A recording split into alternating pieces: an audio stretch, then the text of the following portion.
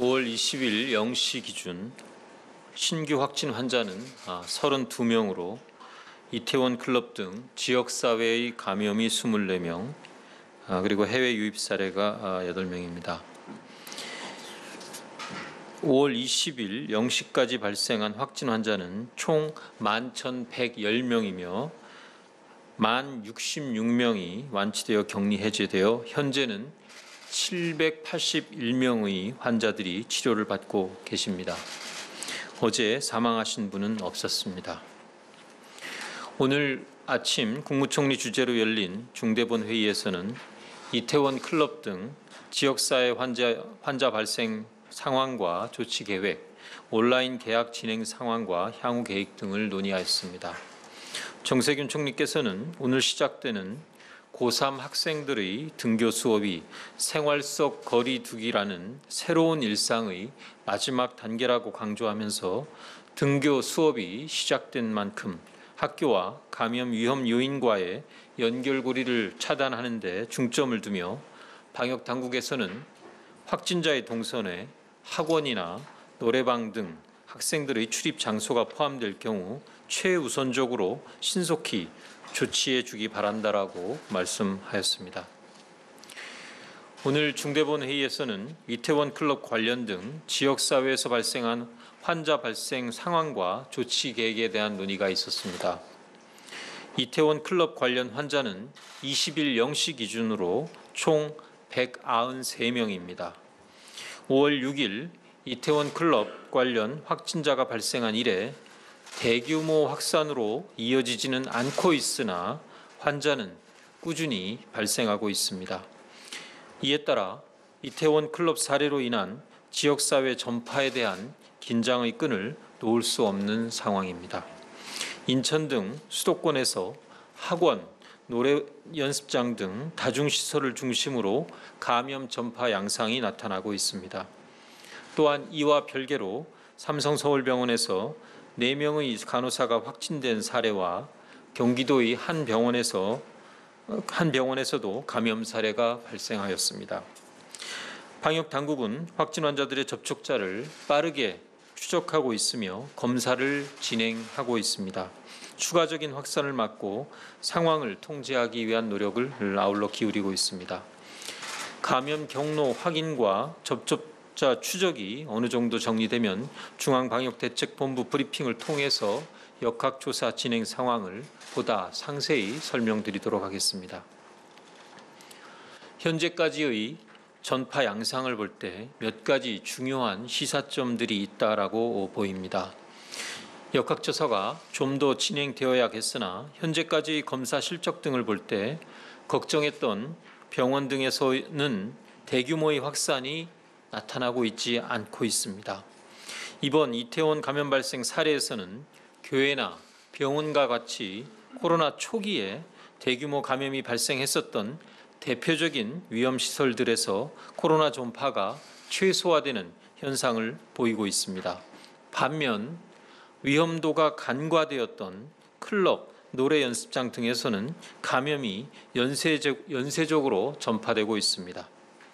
이러한 결과는 위험성을 공유하고 사전에 준비를 철저히 하였던 시설에서는 코로나19의 전파를 막을 수 있다는 점과 동시에 방심하고 준비가 미흡했던 곳에서는 감염이 확산된다는 점을 알려준다라고 생각합니다.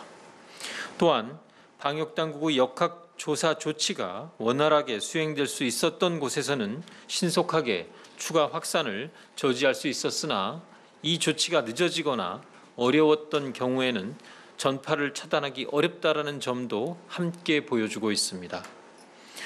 국민 여러분들께서는 각자가 삶의 공간에서 최전선의 방역 주체라는 점을 기억하고 스스로 감염 위험을 차단하기 위한 노력을 기울여 주실 것을 부탁드립니다. 또한 방역 당국의 조치에 신속하고 정확한 정보를 제공하고 협력해 주실 것을 요청드립니다. 한순간의 거짓이나 정보의 지연은 방역적인 속도전을 방해하여 큰 확산을 초래할 수 있습니다. 정부도 이번 사례에서 나타난 문제점을 평가하여 신속히 보완토록 하겠습니다. 위험도에 따라 고위험 시설을 별도로 지정하고 이들에 대해서는 좀 더 체계적인 관리를 할 수 있는 개선 방안을 추진하겠습니다. 이와 함께 보다 신속하고 정확하게 위험시설의 이용 현황을 파악할 수 있도록 개선 방안도 검토하겠습니다.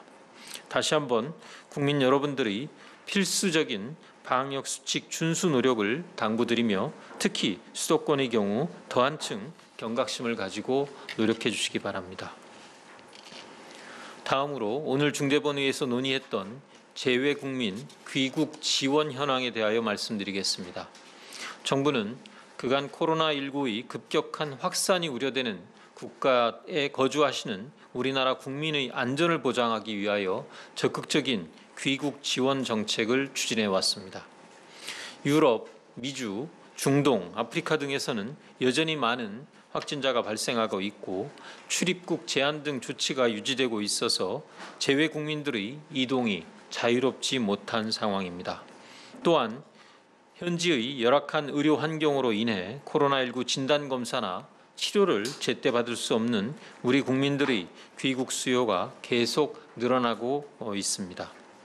정부는 이러한 상황을 반영하여 1월 31일 중국 우한 재외국민 귀국을 시작으로 5월 20일 현재까지 총 99개 국가에 거주하는 재외국민 3만여 명의 귀국을 지원하였습니다. 우선 중국 우한, 이란, 이탈리아 등 5개국에 거주하는 1,600여 명의 귀국을 위해 전세기를 임차한 바 있고 재외국민들이 안전하게 입국하도록 지원한 바 있습니다. 입국 이후에도 14일간 시설에서 격리하는 등 철저한 예방적 방역 조치를 취한 바 있습니다. 또한 다른 나라 정부와 민간 항공 증편에 관한 교섭을 진행하거나 항공권 확보를 지원하여 국내 입국을 원하는 재외 국민들의 신속한 귀국을 도와드리기 위하여 노력하고 있습니다. 앞으로도 우리 정부는 국제공조, 관계부처 간의 협업 등을 통하여 귀국을 희망하는 재외 국민에 대한 지원을 계속하며 대한민국 국민이라면 누구든 안전하게 보호해야 한다는 국가의 기본 책무를 성실히 지켜나가겠습니다. 다음으로 자가격리자 현황과 안심밴드 수출 계획에 대하여 설명드리겠습니다. 5월 19일 18시 기준으로 2,500여 명이 신규 자가격리자로 등록되고 2,800여 명이 해제되어 현재 자가격리자는 총 3만 5천 명 수준입니다. 그동안 자가격리 기간 중 무단 이탈하는 경우가 종종 발생하여 지역사회 감염 확산에 대한 우려가 있었습니다. 이에 따라 중대본은 자가격리자의 건강을 점검하고 이탈 여부를 면밀하게 관리하기 위하여 자가격리자 안전관리 앱, 안심밴드 등 정보통신 기술을 활용한 자가격리자 관리 방안을 도입한 바 있습니다. 특히 무단 이탈 등 자가격리 위반 관리를 강화하기 위해 중대본은 KT와 함께 안심밴드를 개발하여 4월 27일부터 도입하였습니다. 안심밴드는 자가격리자가 자가격리 앱이 설치된 휴대폰과 일정 거리 이상 떨어지거나 안심밴드의 훼손, 절단이 감지되면 이를 전담 관리자가 바로 인지하게 되는 정보통신 기술에 기반한 방역 관리 기기입니다. 5월 19일 18시 기준으로 그간 48명이 안심밴드를 착용하였으며 29명이 격리 해제되어 현재 19명이 착용하고 있습니다. 한편 사우디아라비아에서는 안심밴드에 깊은 관심을 보이고 기기 10만 개 구매를 요청하였습니다. 수출 규모는 총 9억 8천만 원으로 현재까지 5만 개가 배송 완료되었고 나머지 5만 개도 추후 배송 예정입니다. 아울러 코트라 등 관계기관 등을 통하여 3 내지 5개국과의 수출 협의가 진행 중에 있습니다. 그간 창의적인 방역 제도로 평가받은 생활치료센터나 드라이브 스루 등 다양한 선별진료소 모형 이외에 안심밴드, 자가격리 앱과 같은 정보통신 기술 관련 기기를 통해 대한민국 방역 제도의 새로운 모델을 국제사회와 공유하는 사례로 평가할 수 있습니다. 이번 안심밴드 수출을 통해 국내 방역 성공의 경험이 다른 나라의 방역 체계 강화에 도움이 되기를 바랍니다.